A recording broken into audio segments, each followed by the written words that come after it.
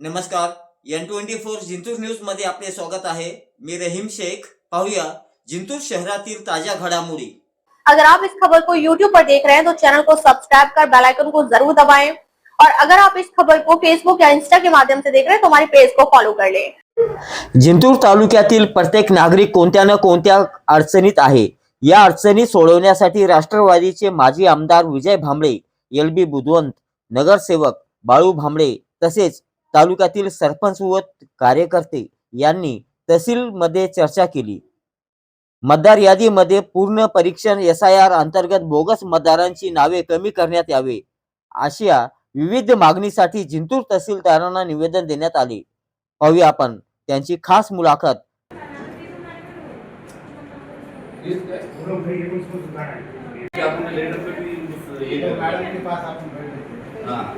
Birthday आपण एक तक्रार भी करे एक बिल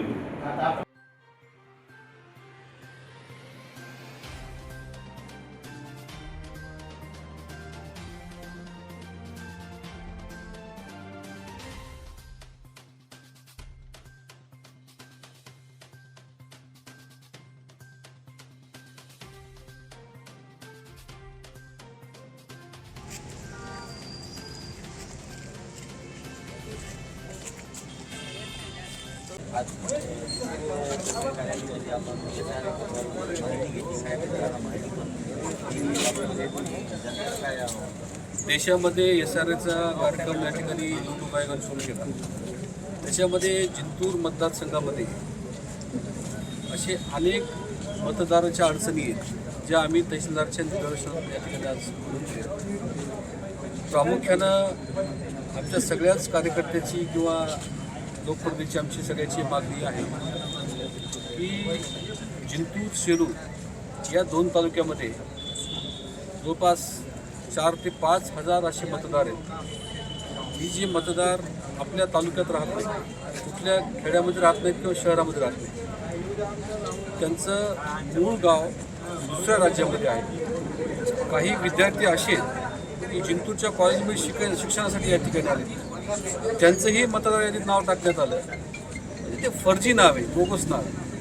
असे 4 ते 5 हजार मतदारांची नावे जे आपल्या मतदारसंघातले नसून, आपल्या तालुक्यातले नसून, ही नावं तात्काळ कमी करावीत ही प्रामुख्यानं आम्ही या ठिकाणी मागणी केली।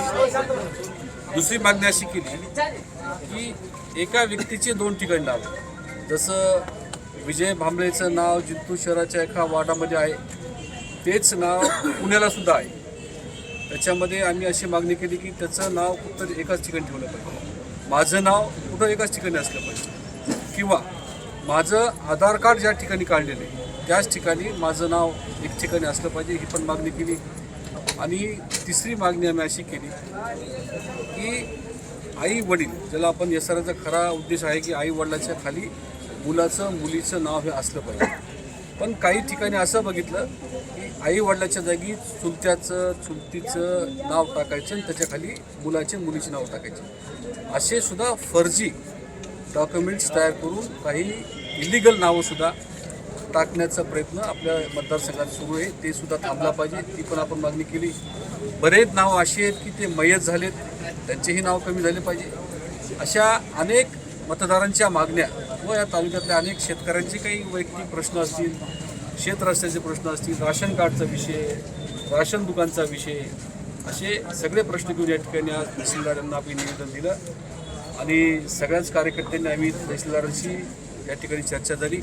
त्यांनी सांगितलं की आम्ही SRAच्या कार्यक्रमामध्ये कुठल्याही प्रकारची हलगर्जीपणा न करता आम्ही BLOकडं डे टू डे लक्ष देऊ, हा कार्यक्रम व्यवस्थितपणे राबवू अशा प्रकारचं आश्वासन तहसीलदार यांनी आम्हाला दिलं। आणि आमची सगळ्याची मागणी की सगळी बोगस नावे तात्काळ कमी व्हावेत।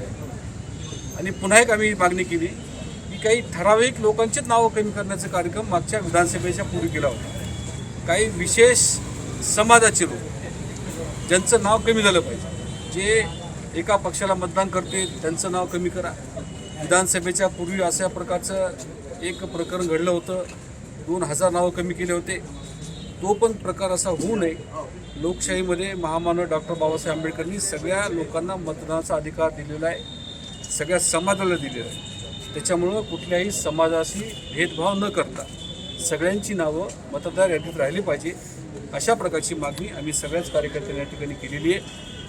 याच्यामध्ये आमचं नेहमीच लक्ष राहील आणि आमचं सगळ्या कार्यकर्त्याला मी आजच सूचना केल्या आहेत की आपणही कार्यकर्त्यांनी प्रत्येक गावात या गोष्टीकडे आपण लक्ष द्यावं अशा प्रकारच्या सूचनासुद्धा मी माझ्या कार्यकर्त्यांना केलेल्या आहे। हे बोगस नाव नोंदणीच्या प्रकरणात सुद्धा एखाद्या काही राजकीय नेत्यांचा सपोर्ट आहे का?